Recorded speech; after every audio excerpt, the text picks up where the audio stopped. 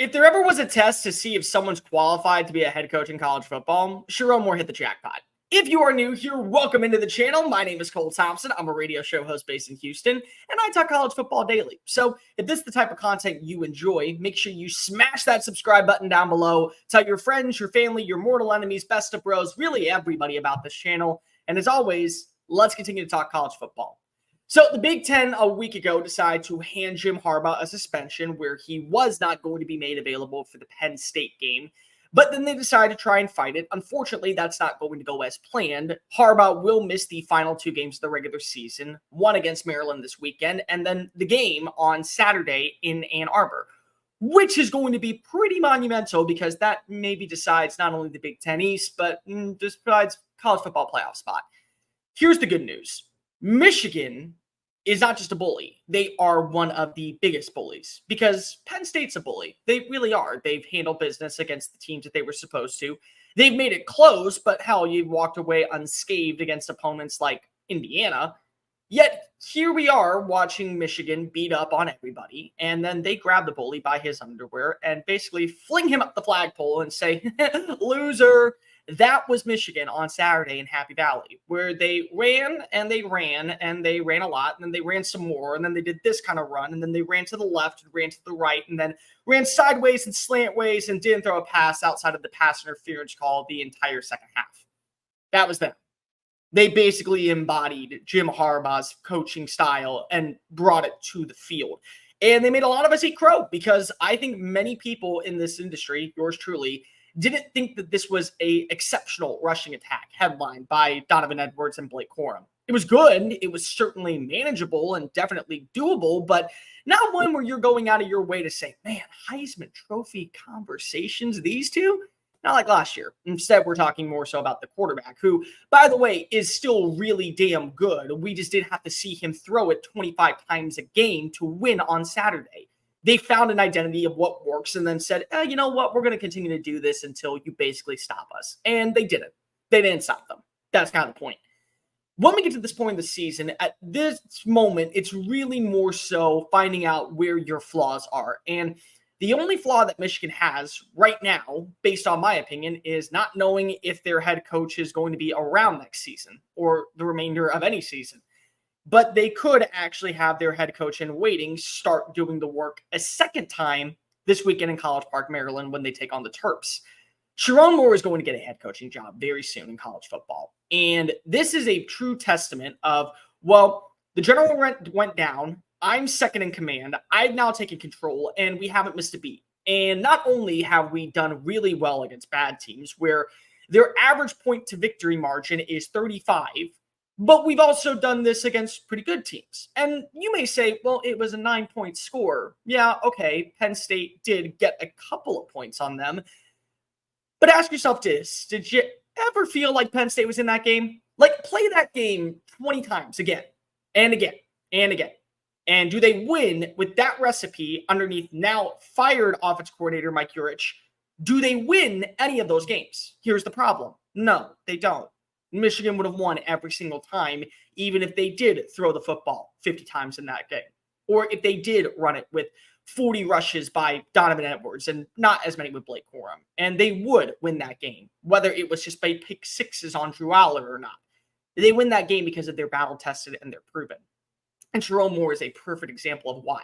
Because when you get to this point in the season, it shouldn't matter who is your head coach. What should matter is how well do you handle adversity. And this is adversity for Michigan. Lots of it. There's plenty of outside noise. There's people calling them cheaters, the sign stealing scandal, the notions of not knowing where your head coach will be in 2024. And lo and behold, they still find a way to just not only get a massive victory over a rival in Penn State, a top 10 victory, but they basically handle business in the process and then treat it like it was just another day at the office. That's a testament to how good of a team you are. And so Sherrone Moore goes out there and leads his team. This is his team now, at least for the next 3 games, not only to impressive victories over Penn State and Maryland and Ohio State, he's going to get a phone call. And there are many a team out there that have not opened up their potential coaching candidacies just yet, but they will. And anyone in the country would be lucky enough to have him. Because one thing that you can say is there is an identity when it comes to Moore. He builds offensive lines, and that's really a testament to how well you can be. Did you know why Oregon this year is so dominant with Bo Nix at quarterback? It's not just because they have a very sound passer who's built a relationship with Tez Johnson and with Troy Franklin. They have one of the best offensive lines in the country. Bo Nix has been sacked less than 6 times. That's a testament. You want that. Michigan barely allows a sack or a pressure on J.J. McCarthy. And Kyle McCord has taken a few hits here and there, but for the most part, he stands upright on Saturdays in Columbus, Ohio. Offensive line play is essential to winning in college football. And Sherrone Moore has done his job just like Kirby Smart, just like Dan Lanning, just like Ryan Day, just like Nick Saban, just like all these other coaches, building the trenches for them to be successful, whether it's through the air, through the ground attack. And that, my friends, is going to be warranted anywhere in the country. So if East Lansing is looking for a head coach right now and Jim Harbaugh does decide to come back for another season in Ann Arbor, the best way to go ahead and hurt your enemies is by actually stealing from your enemies. And stealing Sherrone Moore and making him Michigan State's next head coach would be probably one of the smartest things that has ever happened for the Spartans. In Starkville, Mississippi, you may not know the area, but do you remember when Mississippi State was really, really good at football? Like, I mean, exceptionally good at football underneath Dan Mullen. Where were they adapting most? Trench play on both sides of the ball, whether it be a Montez Sweat or a Fletcher Cox or a Jeffrey Simmons or an Elton Jenkins. They had players who were great in the trenches. That's what you need. And if that's the style you want to go back to, that's a phone call you make to Ann Arbor and see if he's made available. There are going to be more opportunities for Sherrone Moore to have a shot at being a head coach this year. And if he handles business just like Michigan does, how do you say no? How do you not bring him in? That is probably the first, second, and third phone call you make when it comes to bringing in a coordinator for a job. Because if he knows how to recruit extremely well, he's very personable, as you can tell by the way the players resoundingly renovated around him. And also, he understands trench play.